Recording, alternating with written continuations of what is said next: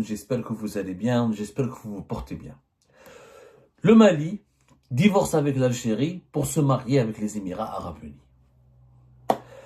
Notre voisin le Mali, notre voisin historique, notre frère, notre allié de toujours, celui qui était notre allié de toujours, le pays avec lequel on partage pratiquement 1000 kilomètres, voire plus de frontières, a décidé de se rapprocher des Émirats Arabes Unis, l'adversaire numéro géopolitique, le pays qui était aussi un ami à l'Algérie, et un bon ami à l'Algérie, un bon allié à l'Algérie, qui est devenu un adversaire redoutable à l'Algérie depuis 2021-2022. Et ben le Mali et les Émirats se rapprochent ensemble, concluent une alliance, s'unissent pour narguer tous ensemble, les deux ensemble, l'Algérie. Voilà la situation dans laquelle on se retrouve aujourd'hui, à cause de la politique idiote qui n'a aucun sens qui est menée aujourd'hui par l'actuel régime au pouvoir. Le Mali avec lequel nous partageons 1329 kilomètres. Le Mali qui est le prolongement naturel du Grand Sud algérien. Le Mali avec lequel nous avons des liens historiques, humains, des liens sécuritaires, économiques et socio-culturels stratégiques.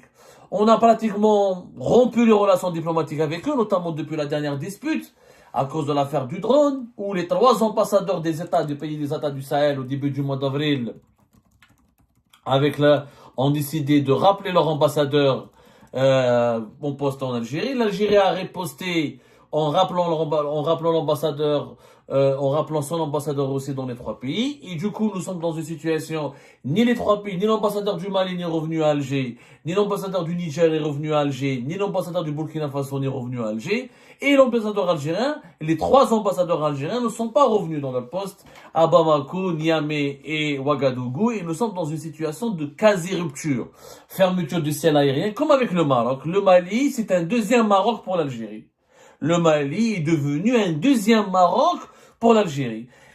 Relations extrêmement froides, pratiquement en situation de rupture des relations diplomatiques, fermeture de l'espace aérien, c'est ce qui a été décidé en avril dernier, au mois d'avril dernier. Situation catastrophique, pas de confiance, des déclarations hostiles. Le Mali qui accuse le régime algérien d'être le promoteur du terrorisme international, le régime algérien qui accuse les décideurs maliens de manquer de légitimité, d'être des mercenaires, d'être des esclaves au bord des mercenaires et d'être impopulaires et de n'avoir aucune légitimité. Nous sommes dans une situation conflictuelle, grave.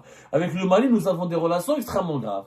Personne n'en parle en Algérie parce que comme la majorité des Algériens et des Algériens sont racistes, il faut le dire, ils détestent l'Afrique noire et l'Afrique subsaharienne, ils narguent l'Afrique noire et l'Afrique subsaharienne, ils pensent que l'Afrique noire et l'Afrique subsaharienne n'a strictement aucune utilité, ils pensent que les Algériens se croient supérieurs aux autres Africains, ils pensent qu'ils sont plus proches des Européens que des Africains. Donc ce conflit diplomatique et politique que nous avons avec le Mali n'a jamais été suffisamment commenté, compris, bien analysé, contextualisé, ni pesé dans la balance du bon sens.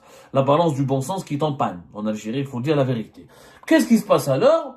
Le Mali décide donc de se rapprocher des Émirats. Et les Émiratis, qui ont un problème avec le régime algérien, ont aussi fait un pari intelligent. Ben voilà, l'ennemi de mon ennemi, il devient mon ami. Et comme les Émirats et le Mali, tous les deux ont un problème direct avec le régime algérien, et ben ils ont décidé de s'allier, de faire une alliance. Et cette alliance a été encore renforcée, elle ne date pas d'aujourd'hui, elle date pratiquement de 2019 entre le Mali et les Émirats Arabes Unis. Mais cette alliance a pris une dimension encore plus solennelle, plus officielle, plus, on va dire, dynamique surtout. Elle a pris un certain dynamisme, elle revêt maintenant un dynamisme particulier, puisqu'il y a eu on va dire, il y a 2 jours de cela, le 20 et le 21, on les voit aujourd'hui. Le 20 hier, c'était le 20.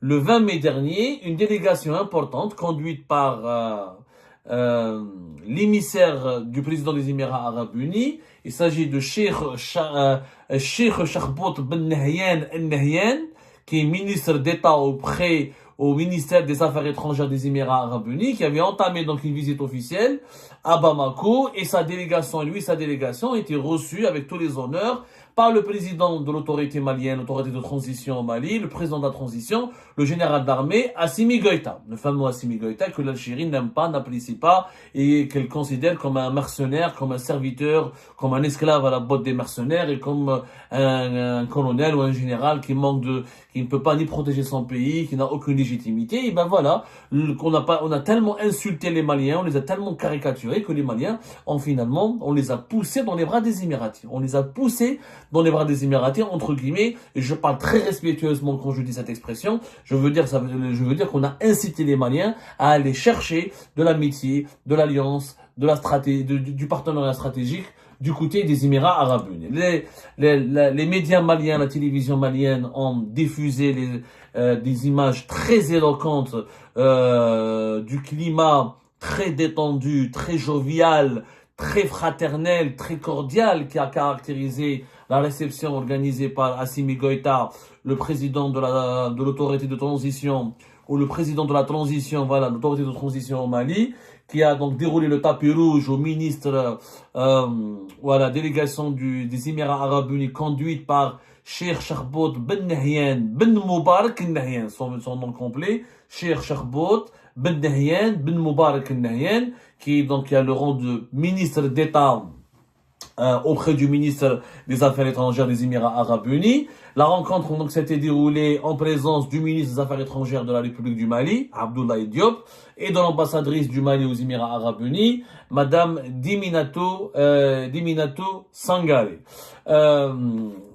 Cette visite conduite par la délégation émiratie qui était fort nombreuse, en tout cas une délégation importante plutôt, elle a eu lieu dans le cadre des relations d'amitié et de coopération qui lient le Mali aux Émirats arabes unis. Les Émirats arabes unis souhaitent renforcer leur coopération avec le Mali dans plusieurs domaines. C'est ce que notent les autorités maliennes et les autorités émiraties dans des communications, dans des déclarations transmises et diffusées par la presse émiratie officielle et la presse officielle malienne. Dans le domaine de la sécurité, l'agriculture, le développement industriel et l'économie.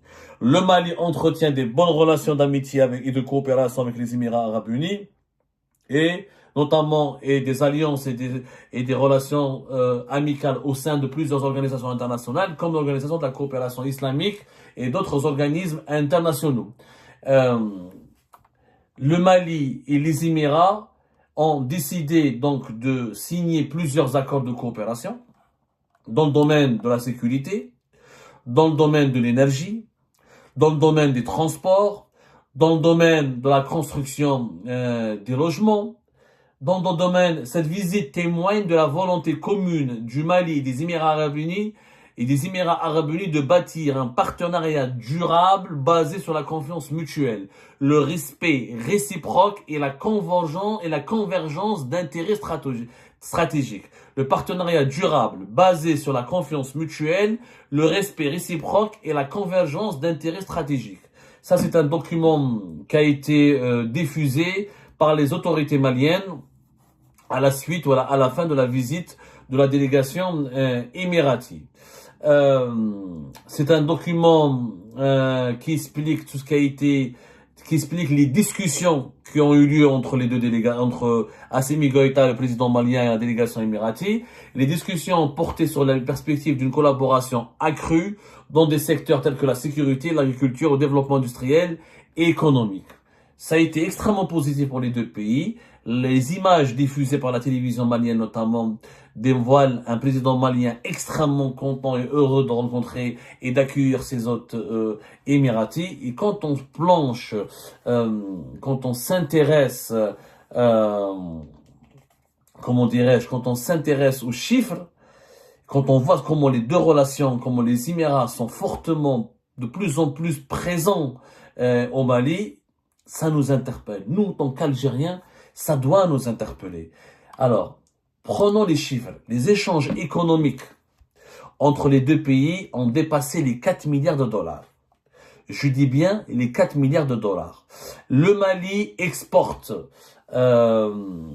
plus de pratiquement, les exportations maliennes Non, ça dépasse les échanges économiques entre le Mali et les Émirats ont dépassé, pardonnez-moi, la barre des 5 milliards de dollars.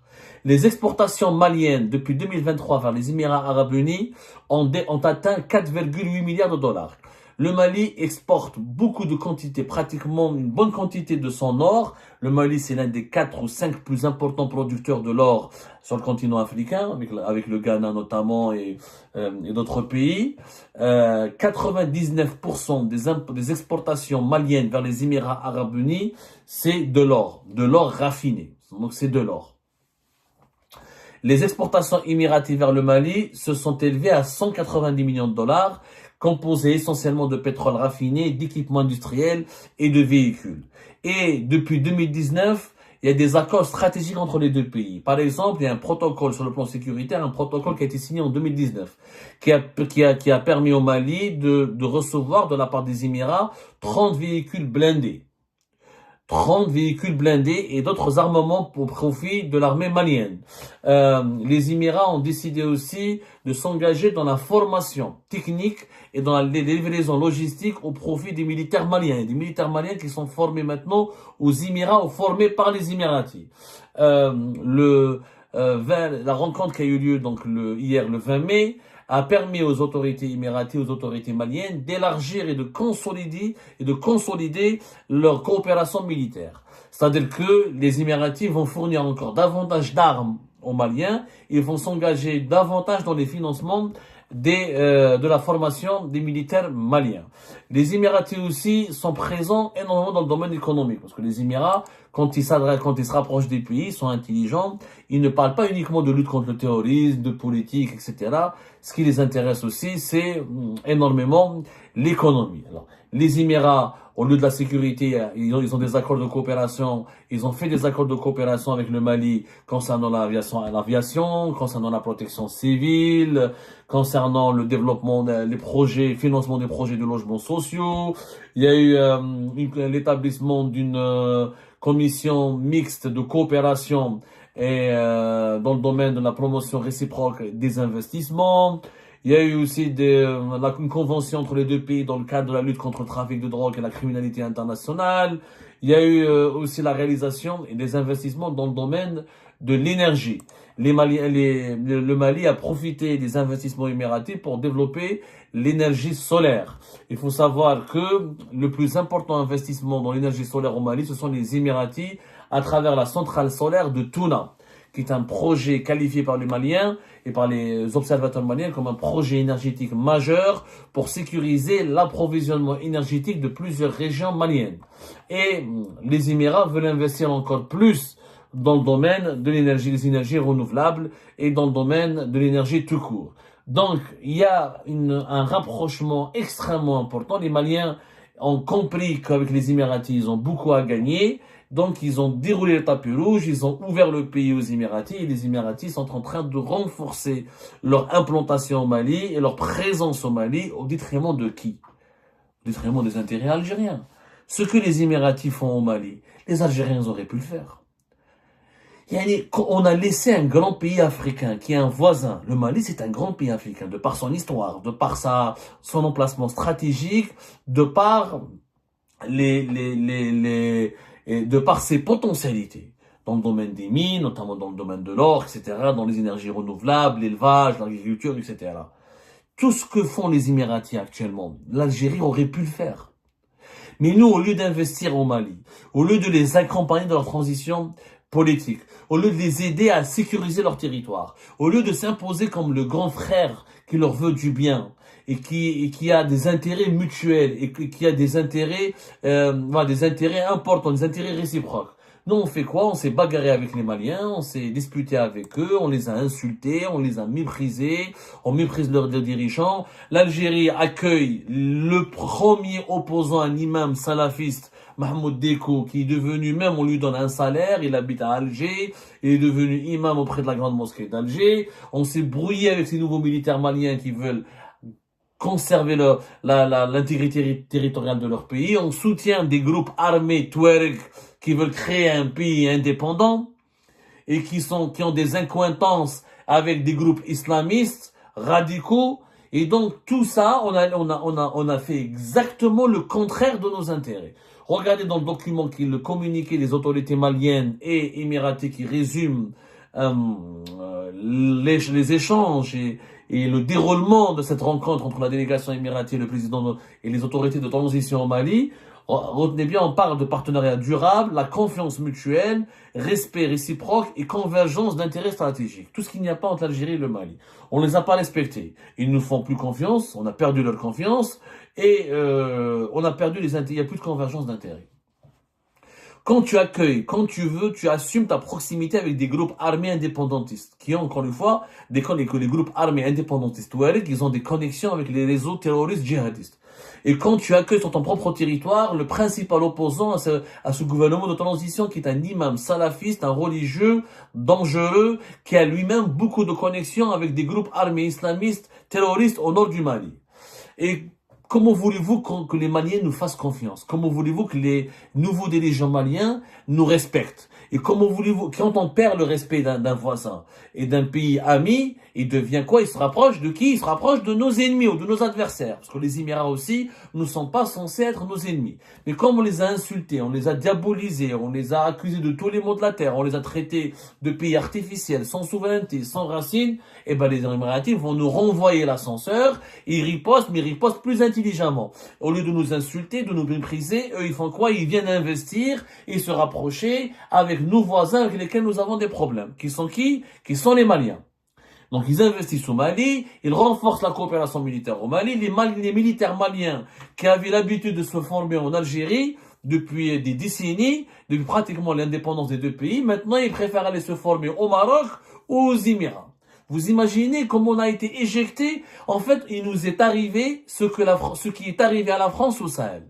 Après la France qui a été chassée du Sahel, c'est l'Algérie qui a été chassée du Sahel. Le Sahel est en train de devenir une zone d'influence pour le Maroc et les Émirats. Alors que c'était la zone d'influence et la zone d'influence stratégique de l'Algérie, c'était le bassin de l'Algérie, le Sahel. Aujourd'hui, le Sahel est en train de devenir un bassin émirati et un bassin marocain. Et le Mali, il est en train de devenir le deuxième Maroc pour l'Algérie. C'est-à-dire un pays qui nous est hostile, avec lequel nous avons des relations très tendues, avec lequel nous avons beaucoup de malentendus, beaucoup d'incompréhension, et qui abrite et qui développe des relations bilatérales avec tous nos adversaires géopolitiques. Pourquoi? Parce qu'on n'arrive pas à faire la paix avec le Mali. Quand on ne fait pas la paix avec quelqu'un, avec un voisin, quand on le menace, quand on l'insulte, quand on le nargue, quand on veut lui imposer, quand on viole sa souveraineté, parce qu'on veut imposer les accords de l'Algérie de 2015 à des militaires maliens qui ne cessent d'expliquer que ces accords n'ont plus lieu d'être.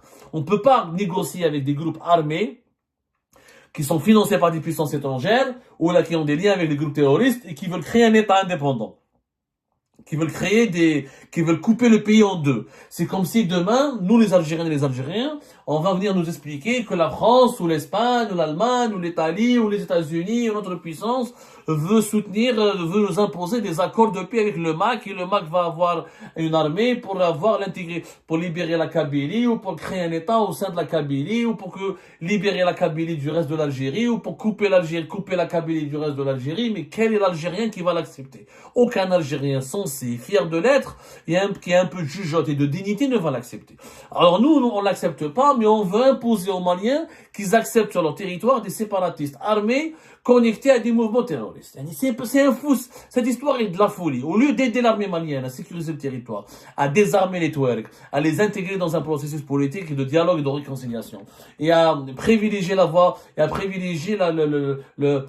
pacifique et à démanteler. Il n'est pas normal que dans le Sahel, juste à nos frontières, il y a des groupes armés jusqu'aux dents, qui sont proches de certaines mouvances idéologiques extrêmement dangereuses, soit le séparatisme ou le djihadisme. Au lieu de cela, au lieu de lutter contre les séparatistes et les djihadistes, nous on lutte contre les militaires qui partagent normalement nos valeurs, qui devraient être nos amis, qui devraient être nos voisins et nos frères et nos sœurs. C'est votre fou. La politique de l'Algérie dans le Sahel, elle est une catastrophe. Elle est en train de creuser notre tombe. Et on est en train de on a été éjecté maintenant. Maintenant, les Émirats et le Maroc vont transformer le Sahel en une arrière-cour où ils pourront tisser des alliances et où nos intérêts vont énormément reculer. les pays du Sahel vont privilégier les entreprises marocaines, vont privilégier les capitaux émiratis, vont privilégier les intérêts politiques émiratis, les intérêts politiques marocains, et nous on sortira hors jeu, un kharjin hors jeu. Hors jeu. Pourquoi? Tout ça parce que nous avons actuellement des décideurs qui ont décidé, je sais pas, de prendre de soutenir plutôt des mouvements indépendantistes, radicaux et proches des terroristes. Je ne comprends pas. Je ne comprends pas. Le Mali, je vous préviens dès maintenant, est en train de devenir le deuxième Maroc pour l'Algérie. C'est-à-dire un voisin hostile, avec lequel nous allons avoir des relations tendues pendant des années et qui va construire toutes ces alliances avec uniquement nos adversaires géostratégiques et géopolitiques. Et ça sera le deuxième pôle d'hostilité à l'égard de l'Algérie après le Maroc. C'est dangereux, c'est extrêmement préjudiciable pour les intérêts de l'Algérie, pour son avenir, pour sa sécurité et pour sa stabilité.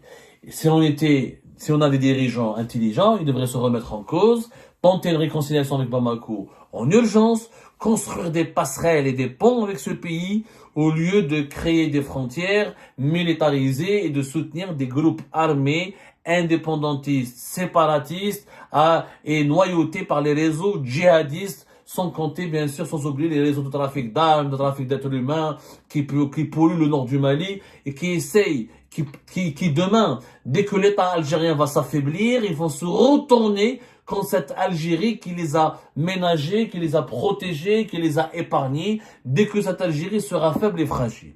Et bien sûr, quand ça va se produire, ils vont nous dire, on aurait dû vous écouter. Au lieu de nous écouter, on nous insulte, on nous diabolise, on nous accuse d'être des harkis, des traîtres. Changeons l'actuelle politique qui est menée par notre pays. Elle est en train d'aggraver notre isolement. On se fait éjecter du Sahel. Le Sahel, c'est plus important que le Maghreb. C'est l'avenir de la croissance mondiale. C'est l'avenir de la sécurité mondiale. C'est la zone géographique dans laquelle, qui va abriter les rapports de force. Une grande partie des rapports de force qui sont en cours pour la construction d'un nouvel ordre mondial.